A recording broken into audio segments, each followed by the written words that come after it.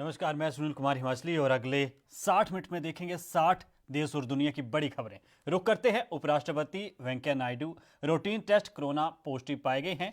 उन्हें home quarantine किया गया है। नायडू की उम्र 71 साल की है। उनकी पत्नी उषा नायडू की रिपोर्ट कोरोना टेस्ट रिपोर्ट जो है वो नेगेटिव आई है। वहीं फिलहाल सेल्फ आइसोलेशन में रखा गया है उन्हें। और जिस तरीके से लगातार जो है मामले कोरोना महामारी के बढ़ रहे हैं देश भर में, और लगातार इसमें जो संक्रमितों की संख्या है उसमें इजाफा हो रहा है।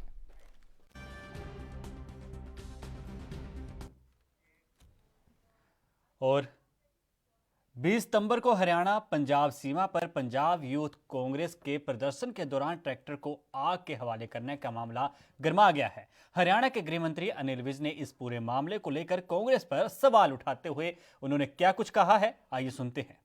पहली बात तो ये है, किसान हो मजदूर हो, वो अपने औजारों की पूजा करता है।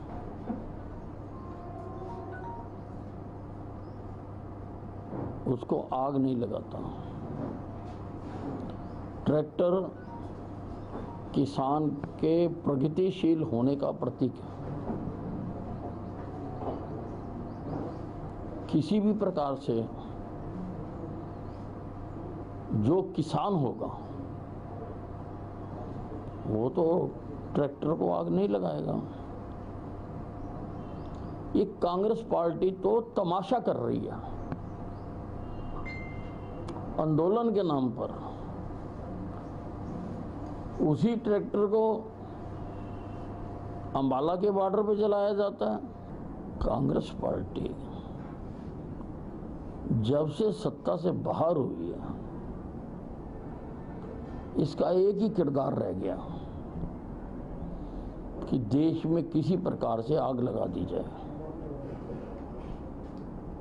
क्योंकि लोगों ने इनसे सत्ता छीन ली। ये लोगों से बदला लेना चाहते हैं। सोनिया गांधी, राहुल गांधी, प्रियंका गांधी, ये तो सवेरे घर से पेट्रोल की कैनी लेके निकलते हैं कि कहीं छोटा मोटा भी अगर कुछ सुलग रहा है तो उसमें डीजल डाल के, पेट्रोल डाल के उसको आग लगा दी जाए। अब ये जो बिल आए हैं, इसमें किसान की जो शंका थी कि एमएसपी खत्म हो जाएगा, कहीं पर भी बिल में ऐसा नहीं लिखा हुआ कि एमएसपी खत्म हो जाएगा। तो उन्होंने तो पंजाब में आंदोलन को खूब होने दिया, उन्होंने तो कहीं नहीं रोका। और पंजाब में जो हुआ वो सारा का सारा सरकार प्रायोजित था। तो ये डबल स्पीक किस लिए? एक तरफ तो आप आंदोलन करवा रहे हो और दूसरी तरफ आप आईएसआई का भय दिखा रहे हो। उधर कृषि कानूनों के विरोध में अब शिवसेना भी आ गई है। शिवसेना नेता किशोर तिवारी ने महाराष्ट्र के अधिकारियों पर केंद्र सरकार के साथ मिलीभगत का आरोप लगाया है। इसके साथ ही अधिकारियों को निलंबित करने की भी उन्होंने मांग की है। मैं ये किसान आत्महत्या ग्रस्त परिवार के साथी हूं और ये सब कपास उगाने वाले किसान हैं जो किसान बिल पर महाराष्ट्र सरकार की जो भूमिका रही उससे बहुत ही ज्यादा आक्रोशित है। जब महाराष्ट्र के उप मुख्यमंत्री और कांग्रेस या कृषि विधेयक के खिलाफ है तो महाराष्ट्र के कुछ अधिकारियों ने 10 अगस्त को ही लागू कर दिया। तो यहाँ के अधिकारी पूरी तरह केंद्र की भाजपा सरकार के साथ काम कर रहे हैं और इन अधिकारियों को तत्काल निलंबित करना, ये मांग लेकर ये किसान विधवाएं और सब किसान अब आत्महत्या ग्रस्त परिवार।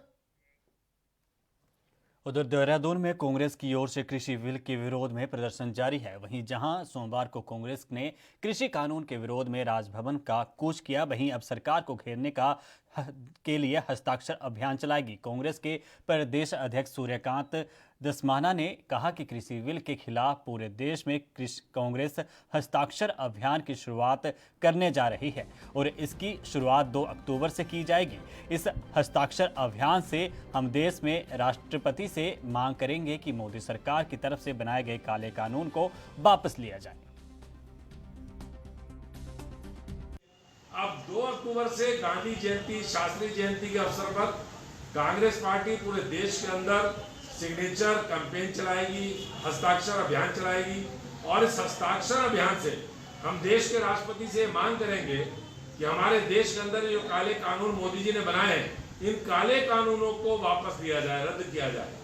हम लोग किसान के साथ हैं और हम ये मांग कर रहे हैं कि चाहे एमएसपी का मामला हो, चाहे सब्जी मंडी अनाज मंडियों का मामला हो, चाहे एसेंशियल कमोडिटीज एक्ट जो इन्होंने अमेंड करके देश के अंदर कालाबाजारी और जमाखोरी का लाइसेंस दे दिया पूंजीपतियों को, इन तमाम कानूनों को रद्द करने का काम करेंगे और 31 अक्टूबर तक हमारा अभियान चलेगा। उसके बाद हम केंद्र में, दिल्ली में अपने इन हस्ताक्षरों को भेजेंगे जो 14 नवंबर को हमारी अखिल भारतीय कांग्रेस कमेटी।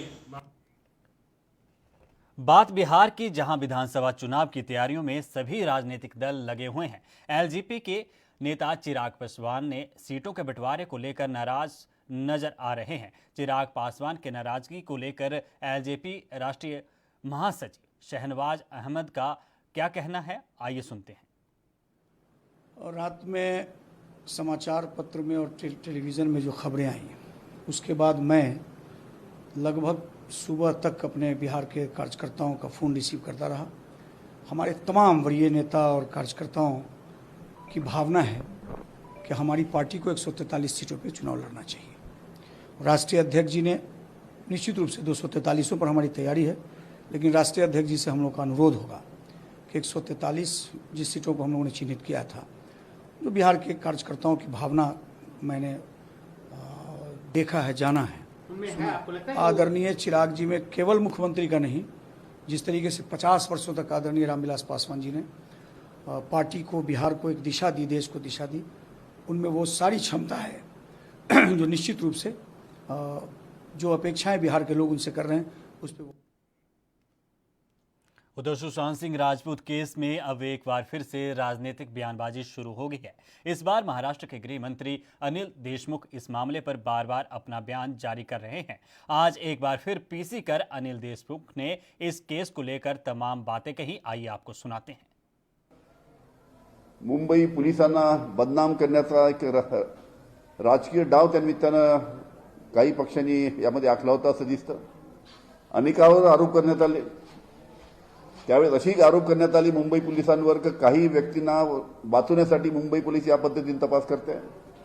पण आता सर्व गोष्टी पुढे आलेल्या आहेत आणि या पद्धतीनं मुंबई पोलिसांनी अतिशय चांगल्या पद्धतीनं याचा तपास केला, हे सुद्धा आपल्या सर्वांच्या लक्षात आलेलं आहे। याच्यामध्ये खास करून ज्या पद्धतीनं बिहारची निवडणूक डोळ्यासमोर ठेवून बिहारमध्ये ज्या आता निवडणुका पुढील काळामध्ये आहेत, त्या बिहारच्या निवडणुकीत याचा राजकीय फायदा मिळाला पाहिजे सुशांत सिंह केसचा, त्या पद्धतीनं विचार करून हे संपूर्ण प्रकरण त्यानिमित्त।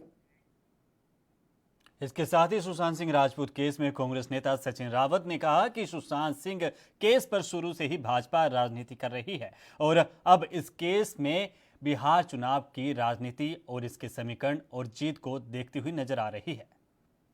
सुशांत सिंह राजपूत प्रकरण में अभी एम्स ने जो रिपोर्ट दिया है, इससे पूरी तरह से स्पष्ट होता है कि उसके शरीर में किसी भी तरह का पॉइजन नहीं था और इससे भारतीय जनता पार्टी का जो षड्यंत्र है पूरी तरह से बेनकाब हो चुका है। 3 प्रमुख उद्देश्य थे इस षड्यंत्र के, जिसमें एक तो पूरी तरह से देश भर में जो मोदी सरकार की विफलताएं उससे ध्यान बटाना लोगों का, दूसरी ओर बिहार चुनाव में सुशांत सिंह की मृत्यु का इस्तेमाल करके एक भावनिक तरीके का वातावरण तैयार करना जिसका लाभ उठाना, तीसरी ओर विपक्ष की जितनी भी सरकारें उनको बदनाम करने की कोशिश करना और महाराष्ट्र सरकार को बाकायदा बदनाम करने की इसमें कोशिश हुई। एक ऐसा यूनिक केस होगा जिसमें 3 राष्ट्रीय एजेंसियां लाई गई बाकायदा और सिर्फ उधर शिवसेना सांसद संजय राउत और देवेंद्र फडणवीस की मुलाकात चर्चा का विषय बनी हुई है। मुलाकात के बाद से राजनीतिक खेमे में कई तरह की प्रतिक्रियाएं सामने आ रही हैं। मुलाकात पर महाराष्ट्र बीजेपी अध्यक्ष चंद्रकांत पाटिल ने कहा कि इस मीटिंग के दौरान उन्होंने चाय और बिस्किट की चर्चा तो नहीं की होगी। अपने बयान पर पाटिल ने क्या कुछ सफाई दी है, आइए सुनते हैं। मैंने कल ऐसा कहा कि देवेंद्र जी के पीछे, अच्छे अर्थ में पीछे, कई बार संजय राउत जी लगे थे कि सामना में आपने मुलाकात देनी चाहिए। तो सामना में मुलाकात देने के पहले हम एक बार बात करेंगे। जैसे मैं एक सामान्य आदमी भी मुलाकात देता हूँ तो बोलता हूँ कि कौन से प्रश्न देखेंगे, तो वो प्रश्न देखने के लिए उल्टा सुल्टा कुछ न हो, इस चर्चा के लिए वो मिले। मैंने इतना कहा, जब मिले तो थोड़ी सामना मुलाकात पर बात होती है, लेकिन उसमें से कोई राजकीय प्रस्ताव देना, राजकीय निष्पत्ति होना, ऐसा कुछ हुआ नहीं, क्योंकि उसका हेतु। खबर अब उत्तर प्रदेश से, जहां यूपी के मुख्यमंत्री योगी आदित्यनाथ ने प्रयागराज मंडल के विकास कार्यों की समीक्षा मंगलवार यानी कि आज की। ऑनलाइन होने वाली इस समीक्षा को 2 हिस्सों में बांटा गया। 50 करोड़ की लागत से होने वाले विकास कार्यों का प्रेजेंटेशन मंडलायुक्त आर रमेश कुमार ने किया, जबकि 50 करोड़ से कम वाले विकास कार्य का प्रेजेंटेशन जिलाधिकारी ने किया। मुख्यमंत्री की समीक्षा बैठक से सभी विभाग के अफसरों को पूरी रिपोर्ट के साथ तैयार रहने के लिए कहा गया।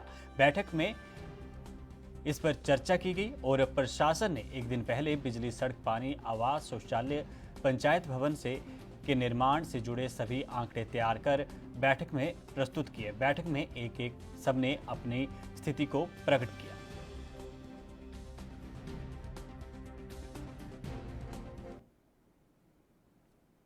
उधर मध्य प्रदेश के गृह मंत्री नरोत्तम मिश्रा ने कहा कि मुख्यमंत्री शिवराज सिंह चौहान की अध्यक्षता में कैबिनेट की बैठक हुई। राज्य में पिछड़ा वर्ग आयोग के गठन को कैबिनेट ने मंजूरी दी है।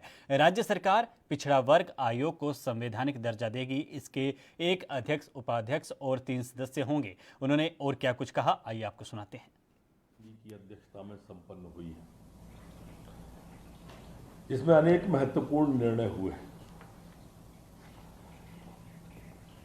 मध्य प्रदेश राज्य में पिछड़ा वर्ग आयोग का गठन आज किया गया है, कैबिनेट ने मंजूरी दी। यहां मैं यह कहना प्रासंगिक समझता हूं कि भारत सरकार के द्वारा पिछड़ा वर्ग आयोग को संवैधानिक दर्जा दिया गया था। उसी समय मुख्यमंत्री जी ने घोषणा की थी कि जो संवैधानिक दर्जा केंद्र सरकार ने पिछड़ा वर्ग आयोग को दिया है, वही राज्य सरकार भी देगी। इसमें 1 अध्यक्ष, उपाध्यक्ष और 3 सदस्य होंगे। यहां पर एक बात और मैं कहना चाहूंगा कि पूर्व की सरकार ने कभी इतनी चिंता पिछड़े वर्ग की नहीं की। 27% आरक्षण का झंझट। उत्तराखंड प्रदेश अध्यक्ष प्रीतम सिंह ने लाइब्रेरी चेक पर पत्रकारों से बातचीत में किसान कानून का जोरदार विरोध किया। उन्होंने कहा कि यह काला कानून है, किसान विरोधी और जन विरोधी है। उन्होंने कहा कि कांग्रेस अध्यक्ष सोनिया गांधी ने कहा है कि ये कानून उन प्रदेशों में लागू नहीं किया जाएगा जहां कांग्रेस की सरकार है। यह उनका ऐतिहासिक निर्णय है। तो जिस तरीके से केंद्र सरकार ने संख्या बल के आधार पर लोकसभा और राज्यसभा में ये किसान विरोधी विधेयक पारित करने का काम किया, अब वो कानून भी बन गया है। इसके विरोध में किसान सड़कों पर है, वो धरना, प्रदर्शन और चक्का जाम करने का काम कर रहा है। इसी कड़ी में कल 28 सितंबर को पूरे देश के अंदर सोनिया गांधी जी के आह्वान पर कांग्रेस जनों ने राज्यपाल भवन कूच करने का काम किया और हमारी राष्ट्रपति सोनिया गांधी जी ने कहा कि ये काला विधेयक है, किसान विरोधी है और आम जन विरोधी है और जहाँ जहाँ कांग्रेस की सरकार है वहाँ पर ये लागू नहीं होगा। मैं समझता हूँ कि ये एक बहुत बड़ा ऐतिहासिक कदम जो है कांग्रेस का। उधर उत्तर प्रदेश के हाथरस में गैंगरेप की शिकार पीड़ित युवती का स्वर्गवास हो गया। इस घटना को लेकर देश भर में आक्रोश है। घटना के विरोध में और दोषियों को कड़ी सजा दिलाने के लिए कांग्रेस पार्टी की ओर से मंगलवार को प्रदर्शन किया गया। दिल्ली कांग्रेस के कार्यकर्ताओं ने मंगलवार को प्रदर्शन किया और न्याय की मांग की। इस दौरान दिल्ली पुलिस ने कई प्रदर्शनकारियों को हिरासत में लिया। साथ ही दिल्ली महिला प्रदेश अध्यक्ष अमृता धवन को भी गाड़ी में बैठकर ले गए। साथ ही कांग्रेस सांसद पीएल पुनिया सहित सैकड़ों कार्यकर्ताओं ने यूपी में बिगड़ती कानून व्यवस्था के खिलाफ विरोध प्रदर्शन किया। इस दौरान सभी प्रदर्शनकारियों को पुलिस ने विजय चौक पर गिरफ्तार कर लिया। देखिए, परिवार अब असमंजस में है कि हमारी बेटी कहाँ गई, बेटी की बॉडी कहाँ है। वो सुबह से यहाँ बैठे हुए, कोई पूछने वाला नहीं है, कोई आके इनको बताया नहीं कि इनको क्या करना है। तो ऐसा जुल्म तो मैंने कभी नहीं देखा, कहीं नहीं देखा। और बगैर इनकी इजाज़त के, बगैर इनकी सहमति के कैसे डेड बॉडी के लेके जा सकते हैं। अब इनको ये भी अधिकार नहीं कि अपनी बच्ची, जिसकी जान तो नहीं बचा पाए, लेकिन जो उनकी लाश है उसको खुद लेके चले जाएं और उनका अंतिम संस्कार कर दें। तो इससे ज़्यादा दुर्भाग्य की बात। और उत्तर प्रदेश में तो लॉ एंड ऑर्डर के नाम की कोई चीज़ नहीं है। वो तो उसकी पहचान, सरकार की पहचान दलित उत्पीड़न, महिला उत्पीड़न, महिला हत्या, दलित हत्या, इससे पहचान हो गई है। और ये इससे ज़्यादा खतरनाक और क्या बात है। वहाँ जंगल राज है, पूरी तरह से कानून का राज बचा नहीं है। उनके अपने लोग, भारतीय जनता पार्टी से जुड़े हुए लोग, वो जगह जगह अपराध कर रहे हैं। और उनको हाथरस गैंगरेप मामले पर किसको कन्फ्यूजन है, बात करेंगे लेकिन इस ब्रेक के बाद।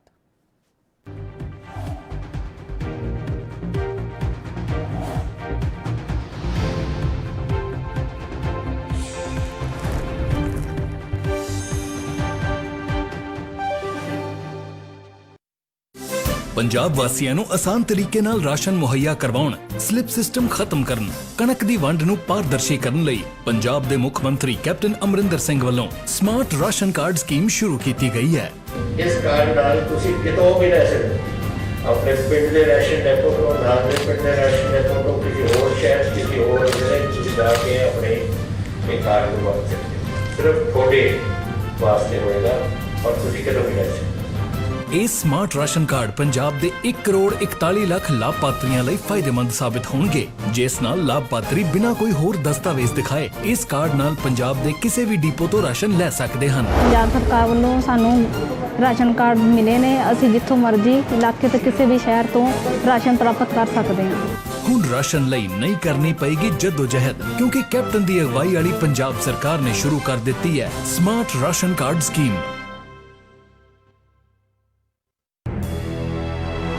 लखनऊ से लेकर चंडीगढ़ तक, मुंबई से लेकर रायपुर तक, क्या है राजनीति की हलचल, क्या है समाज का मिजाज। राजधानी लाइव, हमारी नजर, आपका फैसला, हर रोज सुबह 8 बजे सिर्फ ANP न्यूज पर।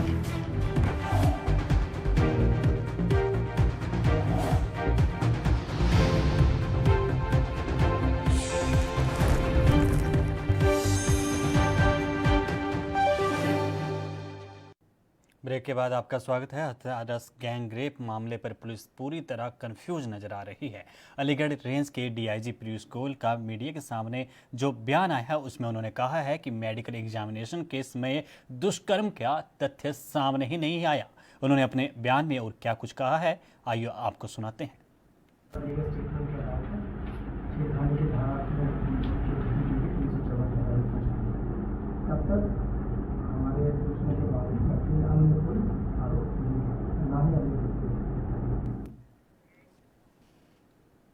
उधर सपा प्रवक्ता अनुराग भदौरिया ने हाथरस में महिला के साथ हुई रेप की घटना और उसकी मौत पर योगी सरकार पर हमला बोला है। भदौरिया ने कहा है कि यूपी अपराधों का प्रदेश बन चुका है। यूपी में बच्चों के साथ आए दिन रेप की वारदातें हो रही हैं। उन्होंने और क्या कुछ कहा अपने बयान में, आइए आपको सुनाते हैं।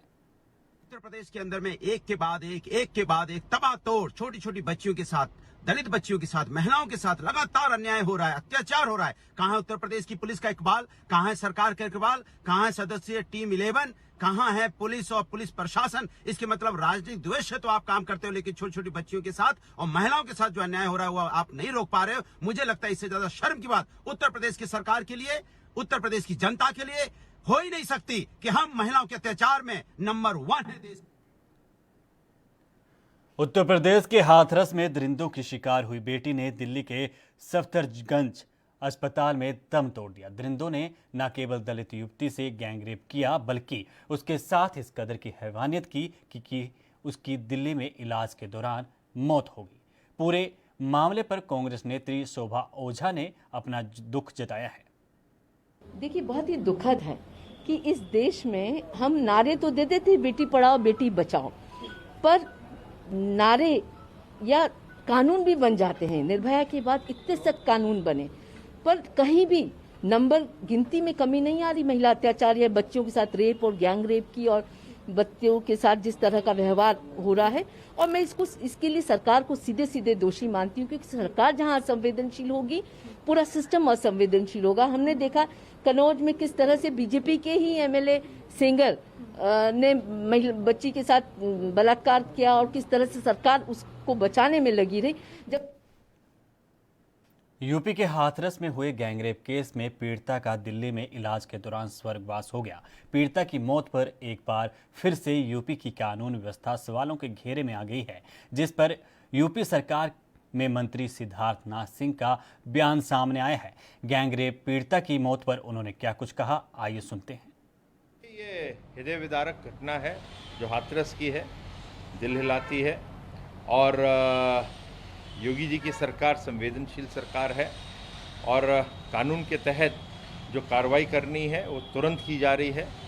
और मैं इतना ही कह सकता हूँ कि जिस समय वो एफआईआर दर्ज करवाने के लिए आए थे तुरंत करा गया था, कार्रवाई करी गई थी। कार्रवाई के साथ जो लोग हैं दोषी उनको पकड़ा भी गया है और कानून अपना काम कर रहा है। और जहाँ तक कि ये संवेदनशील है घटना, अब इस घटना में उचित नहीं होता मगर कहना, मगर जो भी सरकार की तरफ से मदद दी जाती है वो दी जाएगी। भारत में कोरोना वायरस के संक्रमण की रफ्तार थमी नहीं है, लेकिन अभी भी रोजाना दर्ज होने वाले मामले दुनिया में सबसे ज्यादा हैं। इस पर वरिष्ठ चिकित्सक रवि मलिक ने अपनी राय भी दी है। उन्होंने क्या कुछ कहा है, आइए सुनते हैं।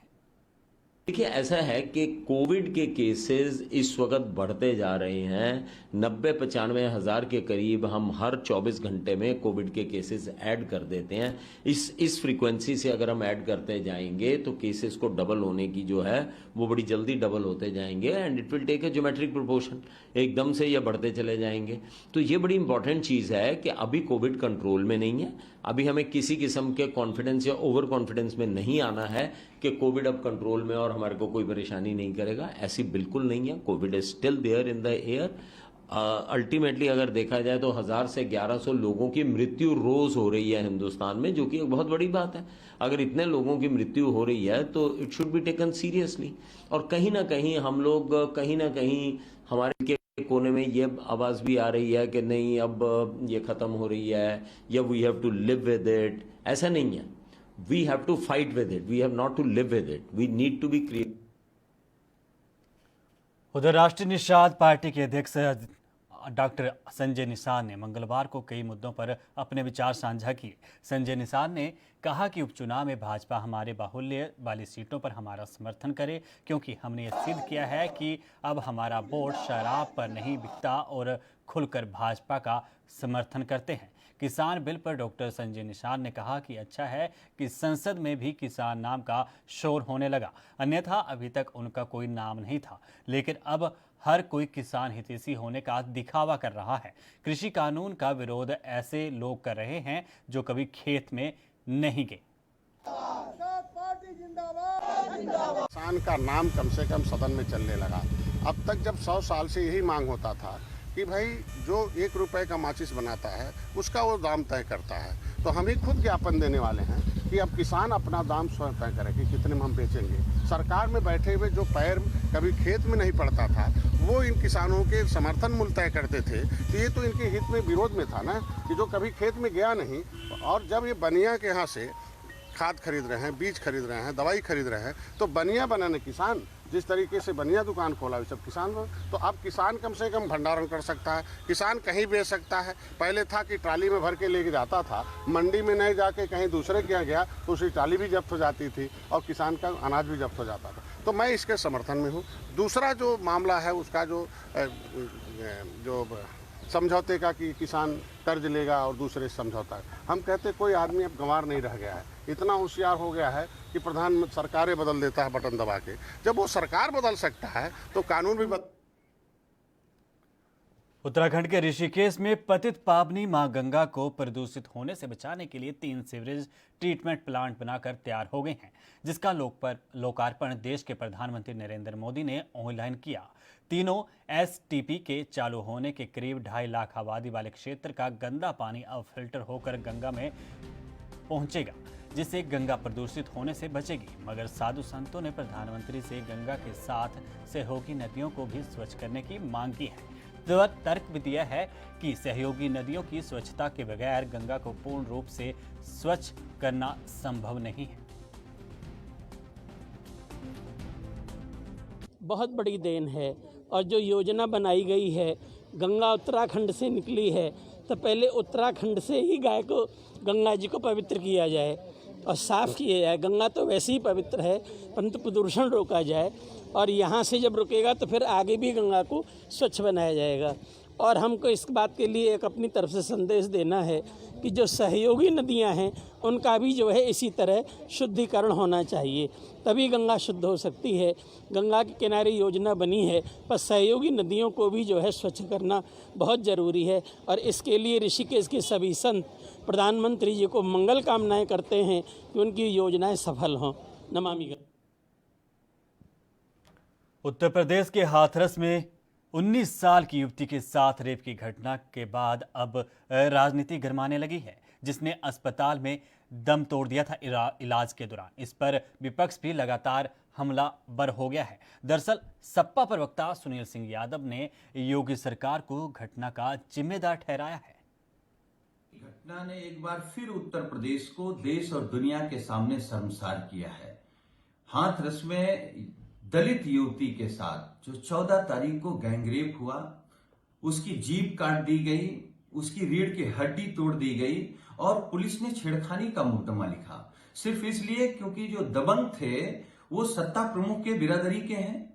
जब बाद में दबाव बढ़ा तब पुलिस ने अलग से मुकदमा में धाराएं बढ़ाई। आज वो बेटी हमको आपको छोड़ के चली गई, उसकी मौत हो गई। इसके जिम्मेदार कौन है? इसके जिम्मेदार योगी जी खुद आप हैं, क्योंकि उत्तर प्रदेश में जो अपराध। वक्त एक छोटे से ब्रेक का, जल्द लौटते हैं।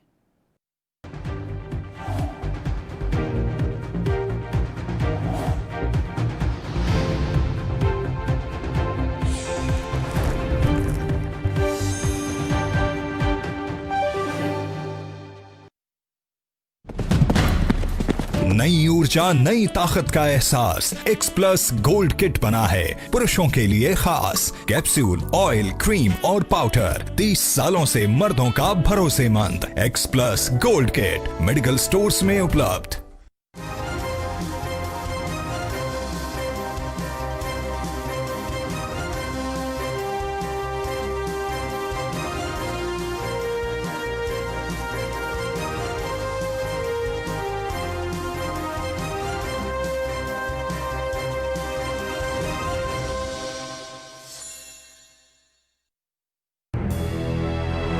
लखनऊ से लेकर चंडीगढ़ तक, मुंबई से लेकर रायपुर तक, क्या है राजनीति की हलचल, क्या है समाज का मिजाज।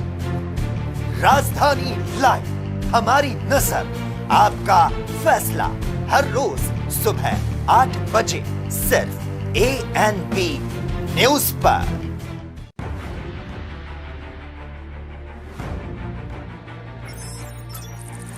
खबर चाहे सियासत की हो या सरकार की, खबर चाहे भ्रष्टाचार की हो या गुनहगार की, दिन भर में क्या रहा देश जगत का हाल, किस मुद्दे ने बनाई किसकी सरकार, रखते हैं हम सब पर नजर, पहुंचाते हैं हम हर खबर। हम हैं ANB न्यूज।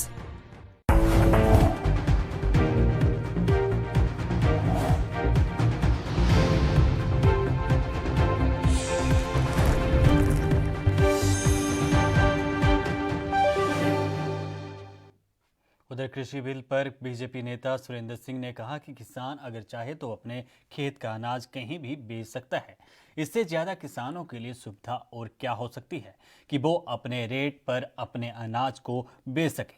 इसके अलावा सुरेंद्र सिंह ने और क्या कुछ कहा, आइए आपको सुनाते हैं। आप देखते हैं कि पुलिसिया व्यवस्था कितनी रद्दी है। हमारी भी सरकार है तो मैं उसको स्वीकार करने में दिक्कत नहीं है। पुलिस वालों को बहाना मिलना चाहिए कि कहां से हम अतिरिक्त पैसा कमा लें। वो वेतन को अपना पैसा कमाई नहीं मानते, उनको दिन भर में कितना कम नहीं होना चाहिए वो उपाय ढूंढते रहते हैं। तो पुलिसिया लगाम को बिल्कुल समाप्त कर दिया गया। इससे बड़ा किसान के लिए खुशी की बात कुछ भी होने वाली नहीं तो ये पुलिस वाले हर चौराहे पर पकड़ कहाँ ले जाओगे माल, कहाँ बेचोगे माल। तो कम से कम मोदी जी ने ऐसा सुंदर अवसर दिया है किसानों के लिए कि मेरा किसान चाहेगा तो बलिया का किसान चाहेगा तो छपरा भी ले जाकर के बेचेगा, बलिया किसान चाहेगा तो गोपालगंज ले जाकर के बेचेगा, बलिया किसान चाहेगा तो आरा। सोशल नेटवर्किंग साइट फेसबुक और यूट्यूब पर पेज बनाकर खुद को पत्रकार बताने वाले लोगों के खिलाफ अब अंबाला के पत्रकारों ने मुहिम छेड़ दी है। ऐसे में अब सोशल मीडिया नेटवर्किंग साइट के जरिए खुद को पत्रकार बताने वाले जरा सावधान हो जाएं, क्योंकि ऐसे फर्जी पत्रकारों की वजह से लोकतंत्र के चौथे स्तंभ को बदनाम किया जा रहा है। इतना ही नहीं, फेसबुक यूट्यूब पर रोज पेज बनाकर खुद को पत्रकार बनाने वाले लोगों की वजह से राजनीतिक दलों के नेता भी परेशान होने लगे हैं। और ऐसे में अब पत्रकारों द्वारा छेड़ी गई इस मुहिम को लेकर राजनीतिक लोग भी मीडिया कर्मियों के साथ खड़े हो गए हैं। मीडिया कर्मियों के इस फैसले का अंबाला के HDF नेता चित्रा सरबारा ने भी स्वागत किया है।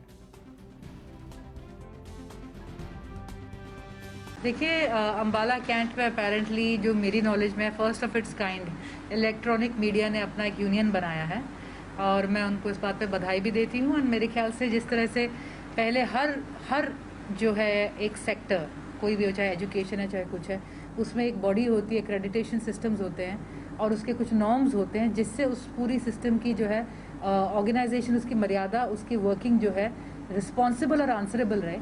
तो इस तरह से अगर वेब टीम अपने आप को ऑर्गेनाइज कर रही है तो मेरा उनको कॉन्ग्रेचुलेशंस है। जो आम तौर पर हम देखते हैं सोशल मीडिया पे, और वो ये है कि इस पे अथाह फ्रीडम है। लोग क्या पोस्ट करना चाहते हैं, लोग क्या कहना चाहते हैं, और इसमें कई बार ऐसा होता है कि लाइन स्टेप ऑफ क्रॉस हो जाती है। तो एक जो इशू सामने आया है, उधर हिमाचल प्रदेश के हमीरपुर में NDPC एक्ट के तहत विभिन्न मामलों में आरोपियों से बरामद नशीले पदार्थों को नष्ट किया गया। जिला स्तरीय ड्रग डिस्पोजल कमेटी की उपस्थिति में पुलिस लाइन हमीरपुर ने नशीले पदार्थों को नष्ट किया। ड्रग्स डिस्पोजल कमेटी के अध्यक्ष SP कार्तियन और अन्य सदस्यों ने नियमानुसार 2 किलो 330 ग्राम चरस और 1 किलो 860 ग्राम भुक्की को नष्ट करने की अनुमति दी। कमेटी की अनुमति के बाद इन नशीले पदार्थों को आग में जलाकर नष्ट कर दिया गया।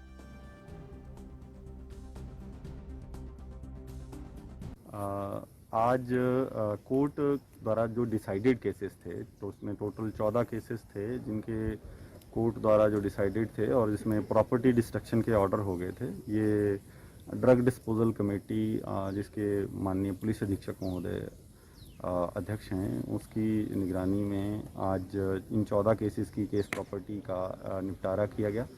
इसमें कुल 2 किलो 330 ग्राम चरस और 1 किलो 860 ग्राम भुक्की, जिसको पॉपी हस्क बोलते हैं, इसको डिस्ट्रॉय किया गया है। और इसके पीछे जो मंशा है वो है ये इस तरह की जो ये प्रॉपर्टी है, केस प्रॉपर्टी है, ये क्योंकि सेंसिटिव नेचर की होती है, इसमें थेफ्ट और इसकी रिप्लेसमेंट इस तरह की संभावनाएं बनी रहती हैं। तो इसमें कोर्ट और पुलिस जो है हर संभव और हर मुमकिन जो कदम है वो इसकी सेफ डिस्पोजल के लिए उठाती है। और उसी कड़ी में आज कोर्ट के आदेशों की अनुपालना में इसकी उत्तर प्रदेश के हाथरस में 19 साल की लड़की के साथ हुए सामूहिक दुष्कर्म मामले में हर किसी को झकझोर के रख दिया है। पीड़िता कई दिनों से दिल्ली में सफदरजंग अस्पताल में भर्ती थी। यहां आज उसने दम तोड़ दिया। इस दुष्कर्म को निर्भया पार्ट 2 का नाम दिया गया है। पीड़िता की मौत के बाद कंगना रनौत, रीता चड्ढा ने अपने आधिकारिक ट्विटर हैंडल पर ट्वीट करते हुए इस मामले पर अपना गुस्सा जाहिर किया। स्वरा ने ट्वीट करते हुए लिखा, हाथरस में घिनौने दिल को दहला देने वाले सामूहिक दुष्कर्म की पीड़िता एक और अन्य निर्भया आज सुबह दम तोड़ गई। तुम्हारी हैवानियत का कोई अंत नहीं है। हम एक बीमार अमानवीय समाज का हिस्सा बन गए हैं। शर्मनाक बेहद। और जिस तरीके से अब बॉलीवुड की प्रतिक्रियाएं सामने आ रही हैं, हालांकि राजनीतिक बयानबाजी शुरू हुई है, लेकिन ये समाज जिस पे इस तरह की मानसिक रोगी, जो हवस के हैवान, जो लगातार ऐसी वारदातों को अंजाम देते हैं और जिस तरीके से दुष्कर्म के आरोपियों पर जो कानून बनाए गए, और कहीं ना कहीं अब का ये मामला, इससे पहले के कई ऐसे मामले हैं जो निर्भया गैंगरेप की तरह ही कई बार सामने आ चुके हैं। देश भर में कृषि बिल का विरोध किया जा रहा है। वहीं कांग्रेस केंद्र सरकार के खिलाफ लगातार प्रदर्शन कर रही है। कृषि बिल को लेकर हमारे संवादक जगतार भुल्लर ने, जो पंजाब डेस्क के इंचार्ज हैं, उन्होंने उत्तराखंड के पूर्व सीएम हरीश रावत से खास बातचीत की। उन्होंने इस बातचीत में क्या कुछ कहा, आइए आपको सुनाते हैं। सेंटर की मोदी सरकार की तरफ से जो कृषि को लेकर 3 बिल पास किए गए हैं, उससे पंजाब में एक बहुत बड़ा मुद्दा है और किसानों को लगता है कि जो मोदी सरकार के बिल हैं वो सिर्फ पंजाब के लिए नहीं, किसान के लिए नहीं, पूरे देश के लिए ही वो खतरनाक हैं। और इससे कांग्रेस पार्टी को लगता है कि किसानों के माध्यम से नरेंद्र मोदी की सरकार के खिलाफ एक बड़ा संघर्ष शुरू किया जा सकता। तो कहीं ना कहीं कांग्रेस पार्टी ये भी सोच रही है कि किसानों का जो मुद्दा, जो सेंटर सरकार ने बिल पास किए, वो कांग्रेस पार्टी के लिए एक संजीवनी बूटी भी हो सकती, जिस हिसाब से सेंटर में कांग्रेस की पोजीशन है। क्या ये मुद्दा कांग्रेस पार्टी के लिए एक बड़ा मुद्दा हो सकता है? इस समय हमारे साथ हैं कांग्रेस पार्टी के वरिष्ठ नेता, उत्तराखंड के पूर्व मुख्यमंत्री और पंजाब कांग्रेस पार्टी मामलों के इंचार्ज श्री हरीश रावत जी। राव साहब, आपको लगता है बिल तो पूरी दुनिया मान चुकी है कि ये किसानों के लिए, देश के लिए खतरनाक है, लेकिन कांग्रेस पार्टी को लगता है कि ये हमारे लिए संजीवनी बूटी हो सकती है। पंजाब एक ऐसी ज़मीन है जहाँ पे मोदी सरकार को निशाने लगाए जा सकते हैं। हम इन बिलों के विषय में पार्टी कंसिडरेशन से नहीं सोचते जी। यदि हम पार्टी कंसिडरेशन से सोच रहे होते तो हम केवल इतना कह करके रुक जाते कि ये सारे सिस्टम, चाहे न्यूनतम समर्थन मूल्य का हो या न्यूनतम गन्ने के खरीद मूल्य का हो, चाहे जो है हमारे पीडीएस सिस्टम हो, चाहे एपीएमसी सिस्टम हो, ये सारे कांग्रेस ने इंट्रोड्यूस किए। हरित क्रांति, दुग्ध क्रांति के बाद ये कुछ ऐसे कदम थे जो किसानों के लिए बहुत फायदेमंद साबित हुए और किसानों को एक बेंचमार्क गारंटी इन चीज़ों से मिली और गरीब को भी बड़ा सहारा मिला हमारे सस्ते गले की वितरण प्रणाली से। हम कहते कि साहब, ये सरकार, मोदी सरकार, जो हमने किसानों और गरीबों के लिए उसको छीन रही है, लेकिन हम इससे आगे जा रहे हैं जी। हम किसानों के साथ मिल करके इन बिलों को, पहले हमने कोशिश की ये पास न हो, राज्यसभा में तो हम करीब सफल हो गए थे। इनके अलायंस पार्टनर्स इनके साथ वोट नहीं कर रहे थे, इसीलिए जब इन्होंने देखा हम माइनॉरिटी में हैं तो धक्केबाजी से राज्यसभा की सब नियमों को बलाए ताक में रख करके, संविधान को बलाए ताक में रख करके इन्होंने बिल पास करवाए और उसके खिलाफ हमारे मेंबर्स ने सस्पेंशन भी झेला है। तो हम इन बिलों के पास होने को पहले रोकने की कोशिश की, अब हम इसका विरोध करके इनको वापस लो, या कुछ जो किसानों के सवाल हैं उनको इन बिलों में गारंटी के रूप में सम्मिलित करो, इसकी मांग कर रहे हैं। फिर आपके जो पार्टी सुप्रीमो श्रीमती सोनिया गांधी, उनकी भी स्टेटमेंट है ये कि जो हमारी कांग्रेस पार्टी की सरकार है अलग अलग स्टेटों में, वो जो संविधान का आर्टिकल 252 उसका इस्तेमाल करके ये इस कानून को चैलेंज दे सकते हैं। हाँ। और देना भी चाहिए, वो कह रहे हैं। देखिए, पहले एनडीए के समय में ऐसी स्थिति आई, जो हमने ज़मीनों के जब कंपनसेशन बढ़ा दिए, किसानों के हित में बढ़ाए, तो इन्होंने अपनी राज्य सरकारों से कहा कि आप चाहो तो इसको लागू न करो, और हम उसका फ़ायदा उठा करके अपनी राज्य सरकारों से हमने कहा है कि भाई हम भी वही करें करके। लेकिन पंजाब में हम उससे एक कदम आगे जा रहे हैं। जो किसानों ने सुझाव दिया है उसको एग्जामिन करने के लिए एक लीगल कमेटी बनाई गई। कमेटी क्या, एक राय ली जा रही है और एडवोकेट जनरल राय ले रहे हैं, और हम उस राय के आधार पर बिल लेकर के आएंगे। जो बिल जो है इसको पंजाब के किसानों के इंटरेस्ट को प्रोटेक्ट करेगा। उधर पंजाब के सीएम कैप्टन अमरिंदर सिंह के दिशा निर्देशों पर राज्य में अवैध शराब कारोबार के खिलाफ कार्रवाई जारी है। पंजाब पुलिस ने मजीठा, अजनाला और अटारी सब डिवीजनों में अवैध शराब कारोबार और 9 जगहों पर छापेमारी की। इस दौरान 12,30,800 मिलीलीटर शराब की बरामदगी हुई। वहीं डीजीपी पंजाब दिनकर गुप्ता ने बताया कि अमृतसर पुलिस ने पिछले 3 दिनों के दौरान विशेष मुहिम चलाई है और सूचना के आधार पर अवैध स्टोर और वितरण करने वाले 9 केंद्रों पर छापेमारी की है। वहीं आरोपियों पर मुकदमा दर्ज कर लिया गया है और कई लोगों को गिरफ्तार भी किया गया है।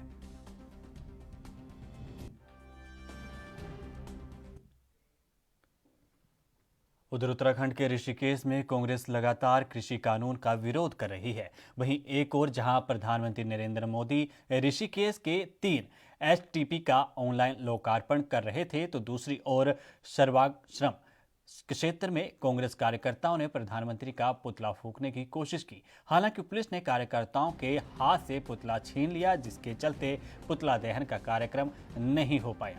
वहीं कार्यकर्ताओं ने केंद्र सरकार पर लोकतंत्र की हत्या करने का आरोप लगाया और सरकार के खिलाफ नारेबाजी करते हुए प्रदर्शन किया और फिर से पुतला दहन करने की चेतावनी दी।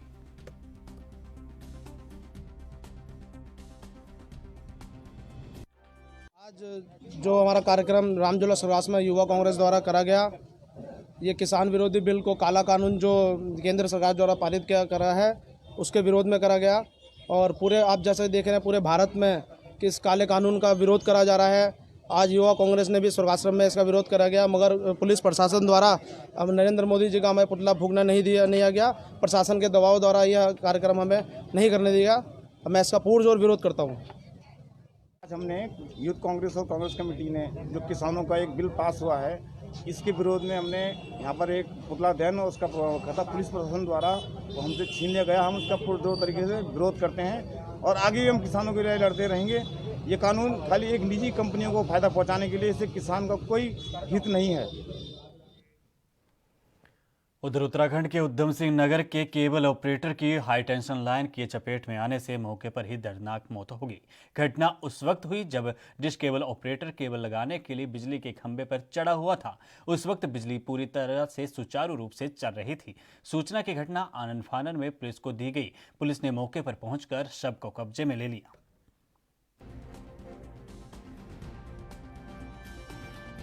जो कि बताया जाता है कि डिश इत्यादि की लाइन को सही कर रहा था और लाइन को सही करते समय करंट लगने की घटना बताई जाती है। जब उसको अस्पताल लाया गया था तो उसकी मृत्यु हो चुकी थी। परिजनों को बता दिया गया है और पुलिस को सूचित कर दिया गया है। इस संबंध में जो भी नियमानुसार कार्रवाई होगी वो पूर्ण करने के बाद, पंचनामा इत्यादि भरने के बाद पोस्टमार्टम के लिए बॉडी।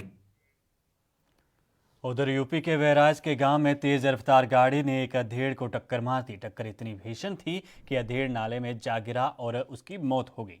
वहीं परिजन उसको सुतार लेकर आए, जहां डॉक्टरों ने उसे मृत घोषित कर दिया। वहीं मृतक के बेटे ने घटना के बारे में जानकारी दी।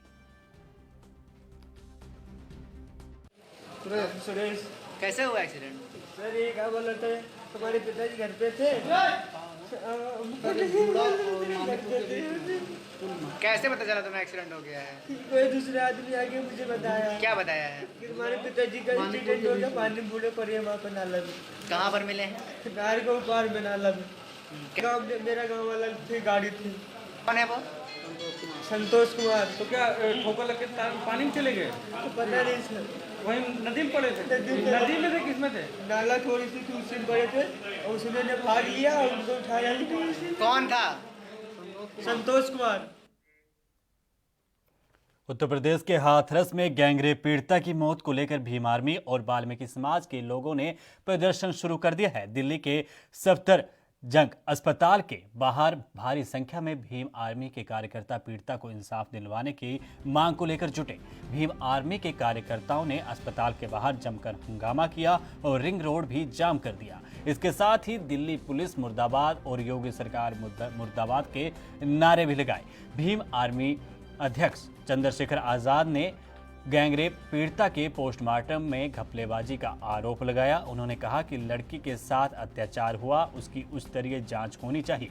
चंद्रशेखर ने कहा कि जब तक दलित लड़की को इंसाफ नहीं मिला, उनका ये आंदोलन जारी रहेगा। कांग्रेस कार्यकर्ताओं ने भी सफदरजंग अस्पताल में आकर अस्पताल के परिसर के बाहर प्रदर्शन किया और सरकार के खिलाफ, योगी सरकार के खिलाफ नारेबाजी की। जब अन्याय होगा तो न्याय के लिए खतरा हो जाएगा। उत्तर प्रदेश में राम राज्य चल रहा है, राम राज्य में दलित सुरक्षित नहीं है। मैं उनकी सुरक्षा के लिए यहाँ बैठा हूँ। कल किसी मनीषा के साथ ये ना हो और जिसके साथ हुआ उसको न्याय मिले।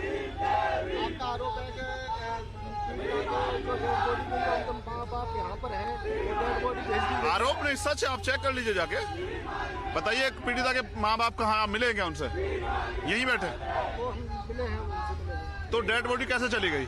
किसकी परमिशन चली गई और कहाँ चली गई? कितनी हत्याएं करेंगे और हत्या के बाद न्याय भी नहीं देंगे? अपराधियों को बचाने का काम करेगी सरकार। क्या दलित की बेटी देश की बेटी नहीं है क्या? क्या दलितों को न्याय का अधिकार नहीं, जबकि न्याय इस देश में जन्मसिद्ध अधिकार है। हम न्याय के लिए बैठे हैं क्योंकि हम सब बहन बेटी वाले हैं। सरकार जो अपराधियों को बचाने का काम करे, अपराधियों की सत्ता का संरक्षण है, वो नहीं होना चाहिए। अगर मुख्यमंत्री अपनी जाति के लोगों को बचाएंगे तो मुझे लगता है कि न्याय के प्रति। उत्तरी अरब सागर में 3 दिनों तक चले भारत जापान नेवी का युद्धाभ्यास सोमवार को खत्म हो गया। 26 सितंबर से 28 सितंबर तक 3 दिनों के लिए दोनों देशों ने नौसेना मिलिट्री एक्सरसाइज अभियान किया। समुद्र में अभ्यास का यह चौथा एडिशन GMAX था, जिसकी शुरुआत वर्ष 2012 में हुई थी। इसके बाद से हर 2 साल के अंतराल के बाद इस अभ्यास का आयोजन करवाया जाता है। अभी हुए अभ्यास में जापान मैरीटाइम्स सेल्फ डिफेंस फोर्स के जहाज इकाजुची और कागा की शामिल किया गया, जिसकी प्रतिनिधित्व रियर एडमिरल कोनरी कर रहे थे। वहीं भारतीय नेवी के जहाज चेन्नई, तरकश और दीपक का प्रतिनिधित्व रियर एडमिरल कृष्ण स्वामीनाथन को सौंपा गया था। पूर्वी लद्दाख में चीना के साथ जारी तनाव के बीच भारत और जापान मिलकर शनिवार से उत्तरी अरब सागर में नौसैनिक अभ्यास कर रहे थे। इस दौरान हथियारों से firing, cross deck helicopter operation, anti submarine और एयर वारफेयर ड्रिल्स भी किए गए। बता दें कि पिछली बार इस नौसैनिक अभ्यास का आयोजन अक्टूबर 2018 में विशाखापट्टनम में हुआ था और भारत और जापान के बीच नौसैनिक सहयोग लगातार बढ़ रहा है।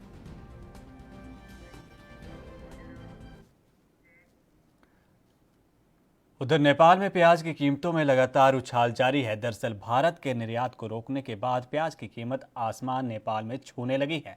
नेपाल के बाजार में प्याज का दाम इस वक्त 120 रुपये प्रति किलोग्राम तक हो गया है। राज्य के स्वामित्व वाली ट्रेडिंग इकाई लगभग 2 सप्ताह पहले काठमांडू के विभिन्न स्थानों के अंदर कालाबाजारियों से जब्त किए गए प्याज बेच रही है, जिसकी कीमत 60 रुपये प्रति किलोग्राम है, जिसका प्रशासन कार्यालय की तरफ से छापेमारी करते हुए कालाबाजारी से प्याज जब्त किया गया था। कुल 146 क्विंटल और 59 किलोग्राम प्याज बेचा जा रहा है, जो पिछले शुक्रवार से बिक्री पर है। ये पता है कि बाजार में कीमत तुलनात्मक रूप से अधिक है और हम बाजार से जब्त किए गए सामानों को एनआरएस में काला बाजार में बेच रहे हैं।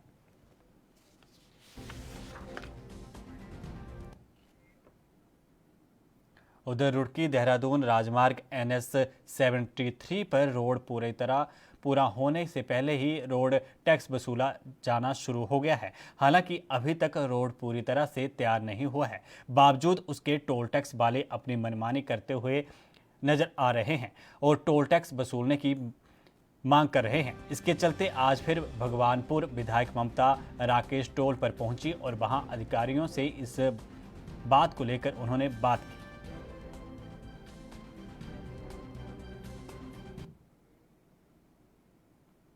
उधर भगवानपुर थाना क्षेत्र के खेलपुर गांव में तालाब में एक अज्ञात युवक का शव मिलने से क्षेत्र में सनसनी फैल गई। चुड़ियाल मार्ग पर खेलपुर गांव के कुछ ग्रामीणों ने लगभग 4 से 5 बजे तालाब में एक शव को तैरते हुए देखा, जिसकी सूचना किसी ने पुलिस को दी। सूचना मिलते ही तुरंत पुलिस मौके पर पहुंची और ग्रामीणों की मदद से शव को बाहर निकाला गया। पहचान के लिए ग्रामीणों और राहगीरों को शव दिखाया गया, लेकिन किसी ने भी शव की शिनाख्त नहीं की। जानकारी के मुताबिक मृतक के सर पर चोट लगने के कारण उसकी मौत हुई। फिलहाल पुलिस ने शव को कब्जे में लेकर पोस्टमार्टम के लिए भिजवा दिया है और आगे की जांच में जुट गई है।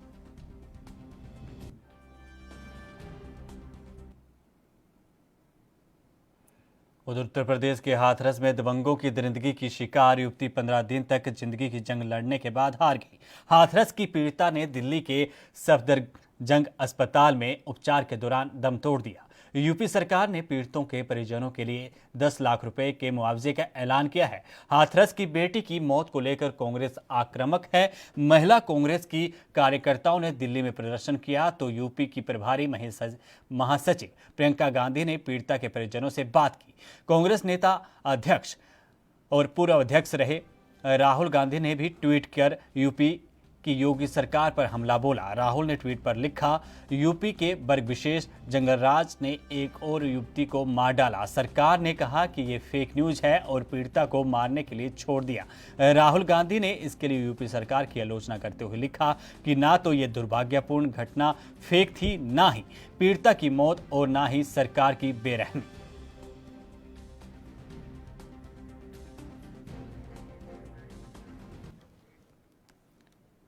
उधर चंपावत जिला विकास एवं संघर्ष समिति की ओर से चंपावत धानिशोन खेती खान मोटर मार्ग निर्माण की मांग को लेकर कलेक्टर में 2 दिन का उपवास कार्यक्रम शुरू कर दिया है। समिति की ओर से कुछ दिनों पहले प्रस्तावित मोटर मार्ग निर्माण को लेकर खेती खान के चंपावत तक पदयात्रा निकाली गई थी। जन समर्थन के कारण संघर्ष समिति ने सड़क की मांग को लेकर कलेक्टर में उपवास रखने का फैसला किया। संघर्ष समिति के संयोजक हरेंद्र बोहरा के नेतृत्व में कलेक्टर परिसर में उपवास कार्यक्रम शुरू कर दिया गया।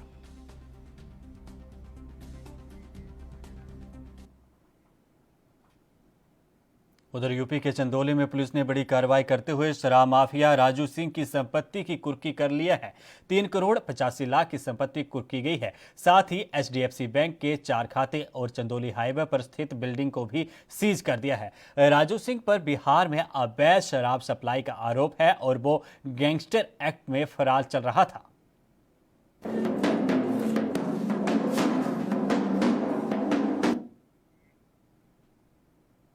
उधर कृषि से जुड़े हाल ही में बने कानून के खिलाफ सिरसा में किसानों ने मोर्चा खोल दिया है।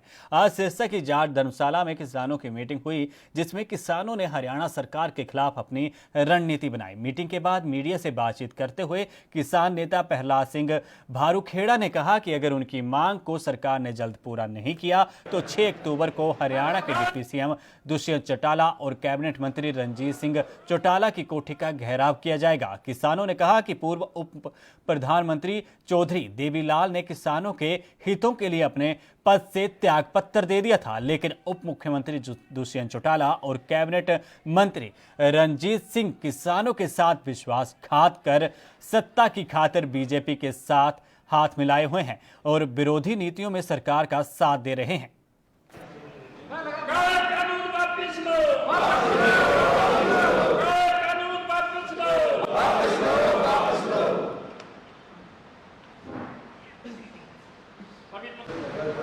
जो हरियाणा की राजनीति रही है, बेशक कई बार उसमें आयाराम गयाराम का दौर रहा है, लेकिन जब भी किसानों की बात आई है तो नेताओं ने साथ दिया है।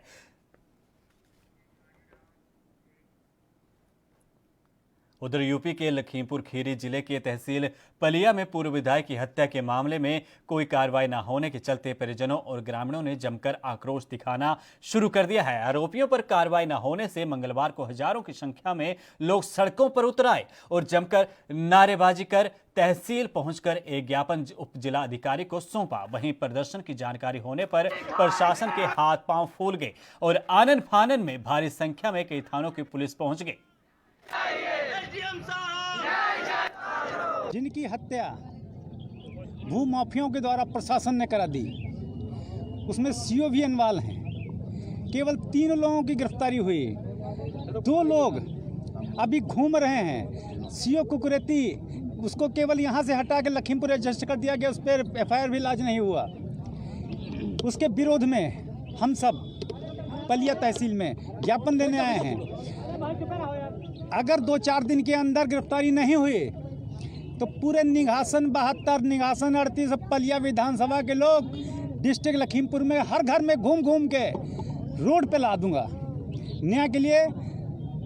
हर जी यहाँ पे निर्वेंद्र कुमार मिश्रा उर्फ मुन्ना जी, जो 3 बार से निर्दलीय विधायक रहे हैं, उत्तर प्रदेश के लखीमपुर खीरी जिले के निघासन विधानसभा से 3 बार निर्दलीय विधायक रहे हैं। उनकी दिन दहाड़े हत्या कर दी गई, जिसमें आज तक निर्वेंद्र कुमार मिश्र मुन्ना जी के परिवार को न्याय नहीं मिला है और ना ही जनता को न्याय मिला है। जब से निर्वेंद्र कुमार मिश्रा और मुन्ना जी के परिवार को न्याय नहीं मिला है, तब से जो है त्रिकोलिया गाँव, जो उनका पैतृक गाँव था निघासन विधानसभा में, वहाँ के किसी भी घर में चूल्हा नहीं जला अभी तक।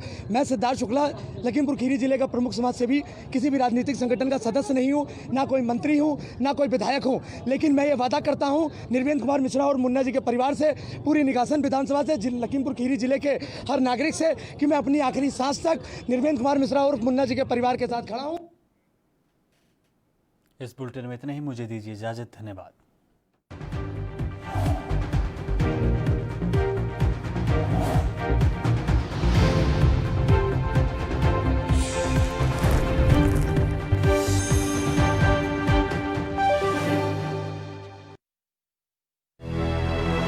लखनऊ से लेकर चंडीगढ़ तक, मुंबई से लेकर रायपुर तक, क्या है राजनीति की हलचल, क्या है समाज का मिजाज। राजधानी लाइव, हमारी नजर, आपका फैसला, हर रोज सुबह 8 बजे सिर्फ ANP न्यूज पर। नई ऊर्जा, नई ताकत का एहसास एक्सप्लस गोल्ड किट बना है पुरुषों के लिए खास। कैप्सूल, ऑयल, क्रीम और पाउडर, 30 सालों से मर्दों का भरोसेमंद एक्सप्लस गोल्ड किट मेडिकल स्टोर्स में उपलब्ध।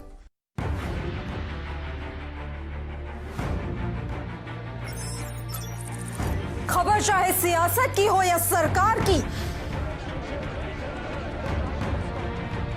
खबर चाहे भ्रष्टाचार की हो या गुनहगार की, दिन भर में क्या रहा देश जगत का हाल, किस मुद्दे ने बनाई किसकी सरकार, रखते हैं हम सब पर नजर, पहुंचाते हैं हम हर खबर।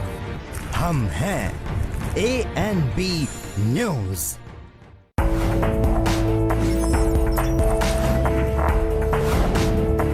कम ब्रेक और ज्यादा खबरों के साथ देखिए ANP news in channel number पर।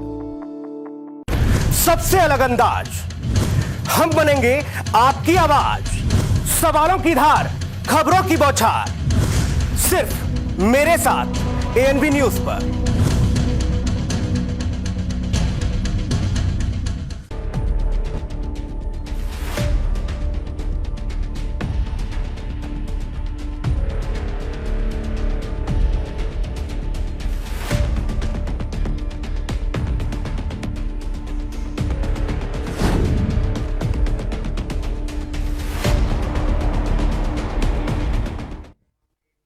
नमस्कार, इस बुलेटिन में आप सभी का स्वागत है और मैं हूं आपके साथ पल्लवी राजपूत। इस निर्भया को इंसाफ कब, पूरा देश इस समय ये पूछ रहा है। जी हां, निर्भया गैंगरेप के बाद भी देश में बेटियों से दरिंदगी रुकने का नाम नहीं ले रही है। जगह और नाम भले बदल जाएं, लेकिन बेटियों की हालत आज भी पहले जैसी ही है।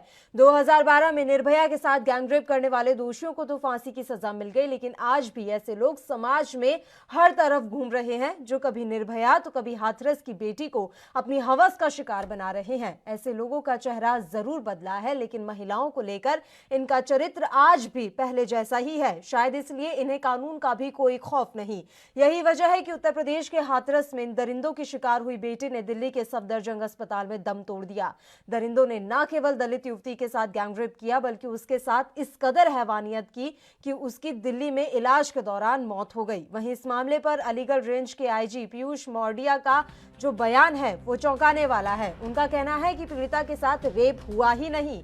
आईजी ने बताया कि मेडिकल रिपोर्ट में दुष्कर्म की पुष्टि नहीं हुई है। उनके मुताबिक 14 सितंबर को पीड़िता के भाई ने शिकायत दी थी कि एक शख्स ने उसकी बहन पर हमला किया और जान से मारना चाहता है। आईजी ने कहा कि उस वक्त पीड़िता को अस्पताल में भर्ती कराया गया था। उन्होंने आगे बताया कि पीड़िता ने अपने बयान में कहा कि वो शख्स उसका उत्पीड़न कर रहा था, लेकिन पीड़िता ने इसके अलावा और कोई आरोप नहीं लगाया।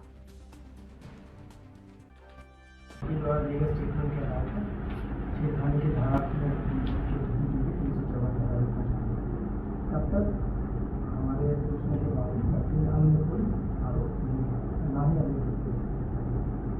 इसके पश्चात दिनांक 22 को जो शिकाधिकारी पहुंचे उसका बयान हुआ गया काफ़ी पहले घोषणा दी थी और 3 अन्य बच्चों का नाम बताया। उनके बाद